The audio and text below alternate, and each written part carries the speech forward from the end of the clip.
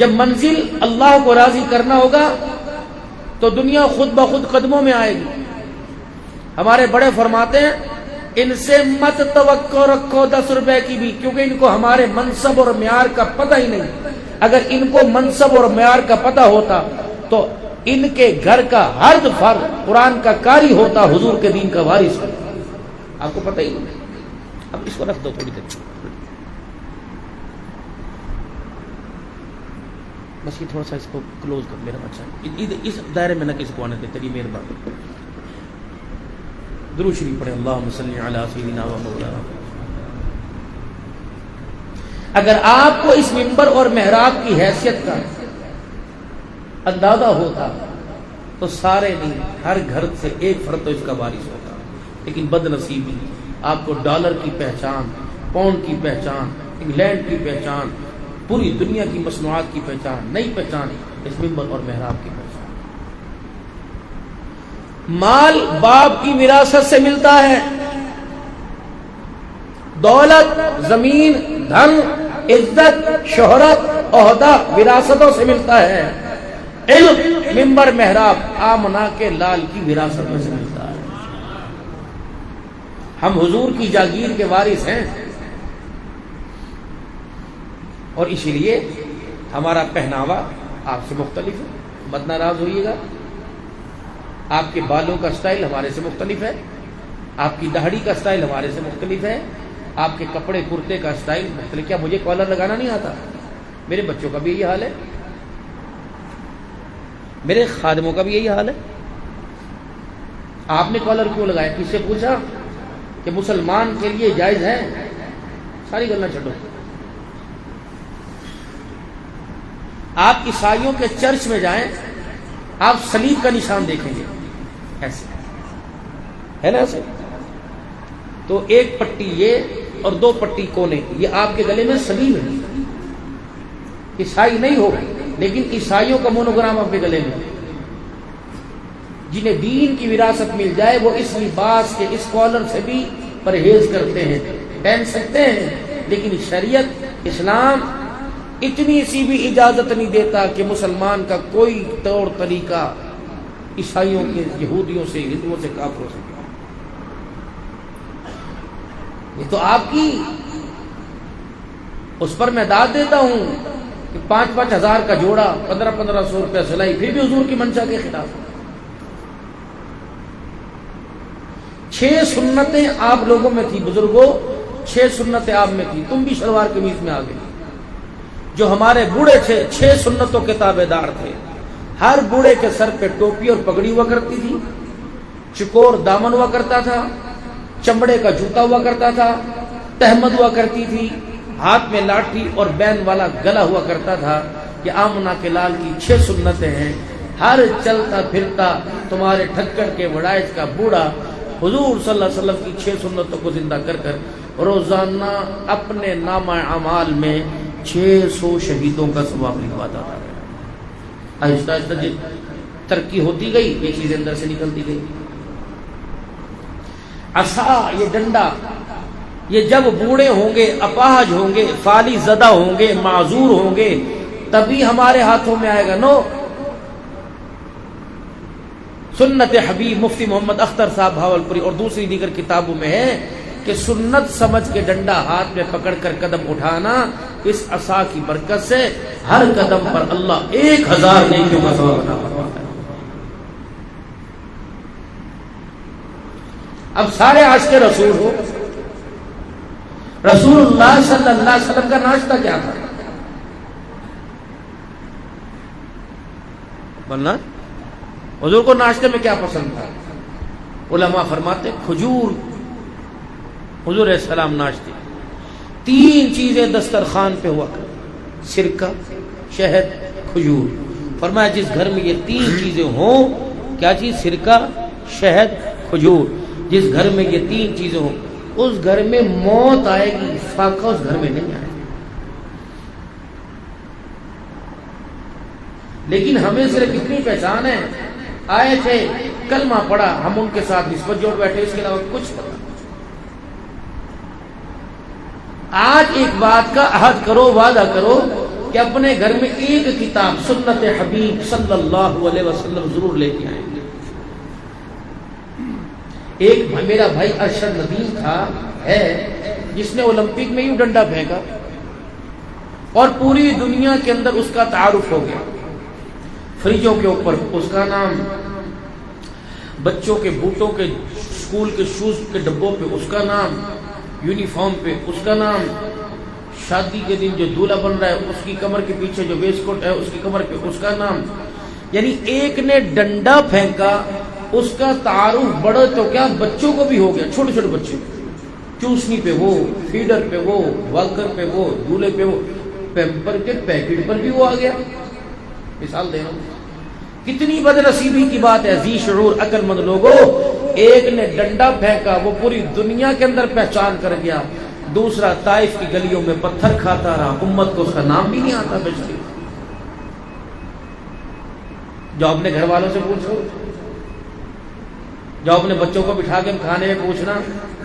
نبی علیہ السلام کی 4 پشتوں کے نام تو سب کو یاد آنے چاہیے. ان 4 پشتوں کے نام کے حافظ محمد بن عبداللہ بن عبد مطلب بن ہاشم، یہ 4 نام تو سب کو آنے چاہیے.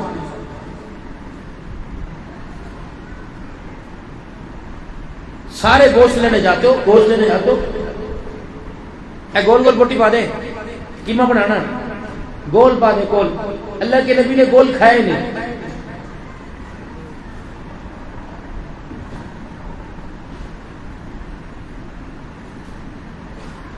حضور کو ہڈی کا گوشت پسند تھا، ہڈی میں بھی شانہ، گردن، پٹھ. ابو عبیدہ بن جراح رضی اللہ تعالی عنہ کے مکان کے پاس سے گزرے، دیکھا ہنڈیا کے پکنے کی خوشبو آ رہی. کیا پک رہا ہے؟ کہ بکری کا گوشت. بیٹھ گئے، پک گیا. چمچا یوں کر کے ہلایا. وہ کہنے لگے یا رسول اللہ بس تیار ہے. اب کیا فرمایا؟ مجھے شانے کی بوٹی کھلا. نکالی. رحمت والے نبی نے اسے ہڈی کو چوسا نہیں، ہڈی چبانا، کریدنا، اس کا رس نکالنا نہیں. فرمایا ہڈی پر تھوڑا سا گوشت رہنے دیا کرو. جو اللہ کی مخلوق آنکھوں سے اوجل ہے، نظر نہیں آتی، ہڈی کو چبانا نہیں، ثابت چھوڑنا ہے. مالک کائنات کی طرف سے جب تم ہڈی خالی کرتے ہو، اللہ قدرتی گوشت لگا کر اللہ اس مخلوق کو کھلاتا ہے جو مخلوق ہمیں نظر نہیں آتی. گھر کے اندر سالن کھایا، کوئی چرپائی کے نیچے ہڈی پھینک رہا، کوئی دائیں کوئی کچرے میں، خبردار نہیں. اس کو لپیٹ کے شاپر میں ایک کونے میں رکھ دو تاکہ اللہ کے مخلوق کی خوراک کے لیے انہیں تکلیف نہ ہو، آسانی ہو. آپ کہیں گے جمعے کے خطبے میں مولوی صاحب کیا سنا کے چلے گئے؟ حلیمہ کی لوریاں تو سنائی کوئی نہیں، آمنہ کے رحم مادر کے اندر رحم کے اندر حضور علیہ السلام کے معجزات سنائے تو کوئی نہیں. پورا ربیع الاول کا مہینہ گزر گیا، نعت خان کا یہ موضوع، اللہ والے کا یہ موضوع، خطیب پاکستان کا یہ موضوع، مسجد کے امام کا یہ موضوع. رب اکبر کی قسم ہے تو شان مصطفیٰ سنایا جا رہا ہے، پروگرام مصطفیٰ سنانے کے لیے کوئی بھی تیار کوئی نہیں.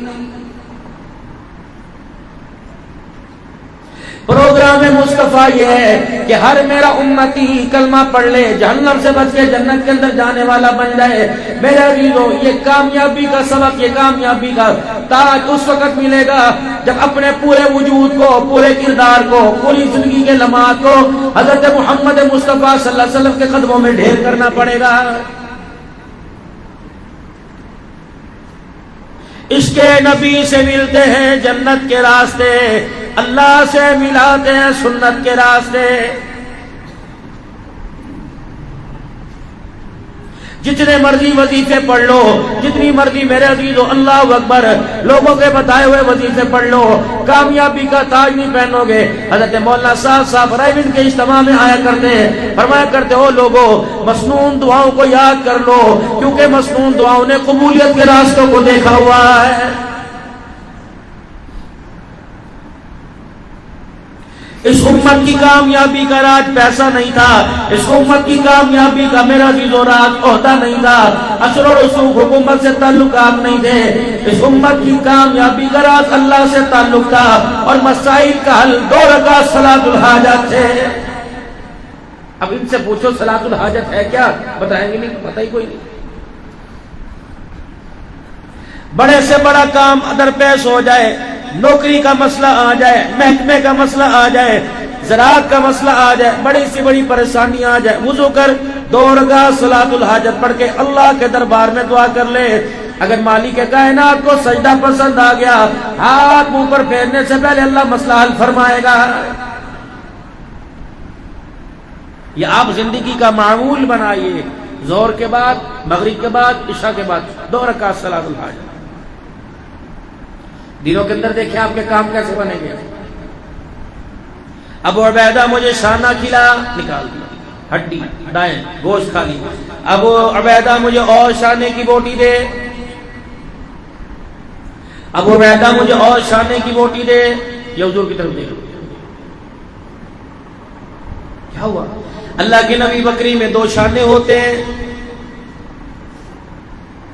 آپ نے تیسری مرتبہ مانگ لیا، یہ تو 2 ہیں۔ فرمایا ابو دردہ تو مجھے تو تھوڑی کھلا رہا تھا، مجھے تو میرا اللہ کھلا رہا تھا۔ جب تک میرا پیٹ نہ بھرتا، جب تک میں شانے کی بوٹی مانگتا رہتا، اللہ اس ہانڈی سے نہیں، تب مجھے اللہ کی کبریائی کی قسم ہے، اللہ اس ہانڈی سے نہ کھلاتا، مجھے اپنے خزانوں سے کھلاتا رہتا۔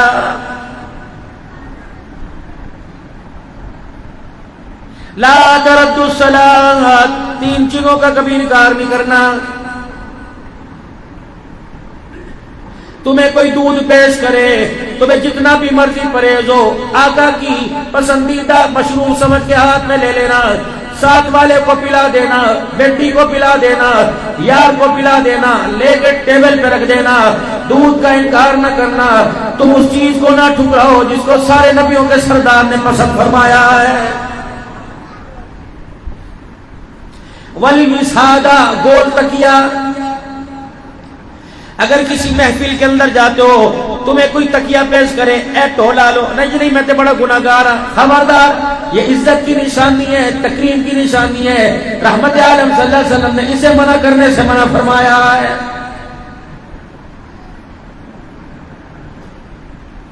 خوشبو امام الانبیاء صلی اللہ علیہ وسلم کو پسند تھی، فرمایا تمہیں کوئی خوشبو پیش کرے، بے شک تمہیں ڈسٹ پرابلم کیوں نہ ہو، تمہیں دمے کا مسئلہ کیوں نہ ہو، تمہیں الرجی کیوں نہ ہو، تمہیں سانس کی بیماری کیوں نہ ہو، اسے لے لیا کرو، ساتھ والے کے کپڑے پہ لگا دیا کرو، ٹیبل کے کپڑے سے صاف کر دیا کرو، صوفے سے صاف کر دیا کرو۔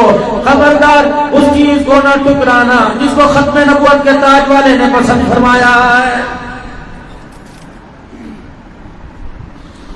4 کام رات کو اپنے گھر میں کرنے ہیں۔ اگر آپ کو پسند آ رہا ہے تو ٹھیک، ورنہ موضوع بدل دوں، موضوع بدل دوں کہ ٹھیک ہے، اور زور سے۔ 4 کام رات کو کرنے ہیں، میں نہیں کہہ رہا، رحمت والے نبی صلی اللہ علیہ وسلم نے فرمایا میرا امتی 4 کام کریو، رات کو گھر کا چراغ بجھا کے سوئیو، گھر کا دروازہ بند کر کے سوئیو، کھانے والی چیزوں پر کپڑا ڈال کے سوئیو، اور دوسرا رات کو اپنے بچوں کو باہر نہ نکالیو۔ 1400 سال پہلے پیغام دے کے گیا، اللہ اکبر۔ اب بھی تو ڈی پی او صاحب کہہ رہے ہیں، اب بھی تو انتظامیہ کہہ رہی ہے اپنے بچوں کو گھر سے نہ نکالنا کرو، اغوا ہونے کا خطرہ۔ اللہ اکبر، تیرے ڈی پی او نے آج کہا ہے، میرے عزیزو حوض کوثر کے مالک نے 1450 سال پہلے پیغام دے دیا ہے۔ چراغ بجھا کر سو، کس لیے کہ رات کو چوہا بلا کوئی ایسی چیز آئے تمہارے چراغ، تو بلب آگے لائٹیں، لیکن پھر بھی لائٹیں مار دے تمہارے گھر میں آگ نہ لگ جائے۔ چیز کپڑا ڈھانکو، کپڑا نہیں برتن، برتن نہیں تو لاٹھی کو ٹیڑھا کر کے کھانے والی چیز پہ رکھ دو تاکہ کوئی چیز زہریلی نہ گر سکے۔ اب تو فریج آ گئے ماشاءاللہ۔ صبح اٹھ کے کام لازمی کرنا ہے، کون سا؟ چاچا جی نو کی ہویا، سرے سرے بس نماز پڑھن جا رہے سی، جتی پان لگے، جتی دے چھواں سی لڑ پیا۔ فرمایا مدنی کریم صلی اللہ تعالی علیہ وسلم نے فرمایا میرا امتی صبح اٹھے اچانک جوتا نہ پہنا کر، اپنا جوتا اسپنج ہو، بوٹ ہو، چپل ہو، کوئی بھی ہو، تو سنت سمجھ کے اس کو جھاڑا کر۔ اے میرا امتی سردی کا موسم آ رہا ہے، کیا پتا کوئی موزی چیز ٹھنڈ کی وجہ سے تیری جوتی میں چھپ گئی، اگر جوتا پہنے وہ تجھے ڈسے گی، تیرے تو زخم آئے گا، تکلیف کا احساس آمنا کے لال ہو جائے گا۔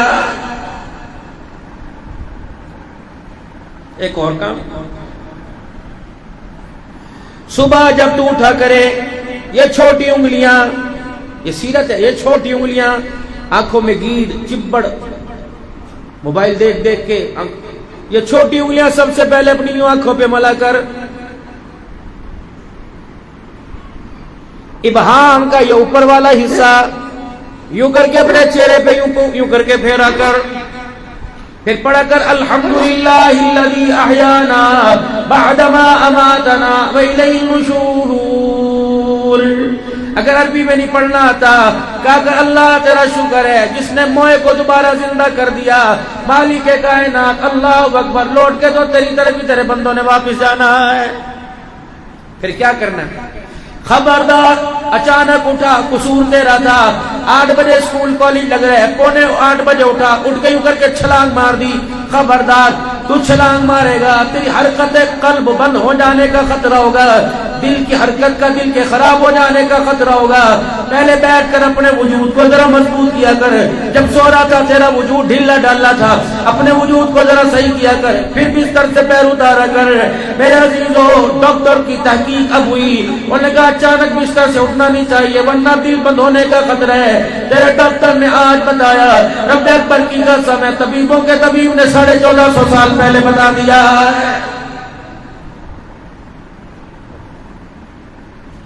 صبح اٹھتے انسان پیشاب کرنے جاتا ہے نا، کوئی تک بنتا ہے کہ پیشاب کرنے جائے اور ہاتھ دھوئے؟ یا تو روٹی کھاتے نہیں دھوتے؟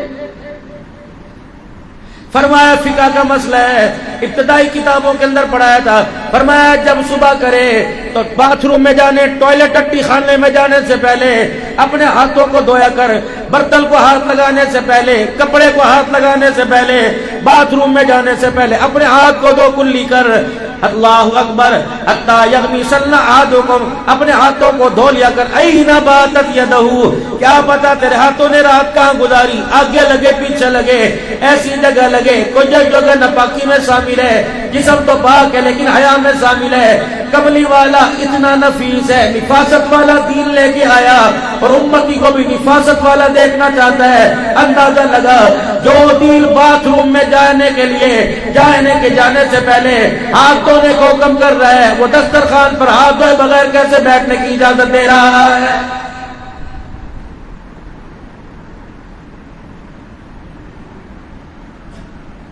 کپڑے سارے کے سارے جمعے کی نماز میں پہن کے آئے ہو،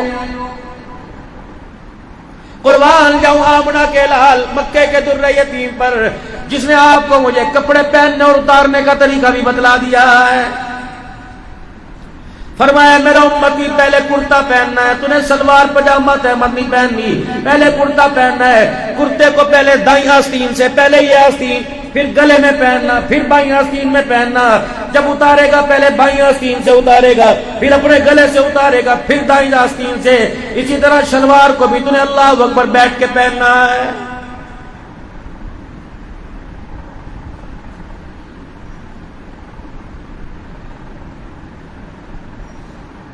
جب کھانا کھانے لگے گا خبردار ہاتھ دھوئیو، دسترخوان کے آداب کا خیال کریو، کھانا کھانے سے پہلے دسترخوان بچھائیو۔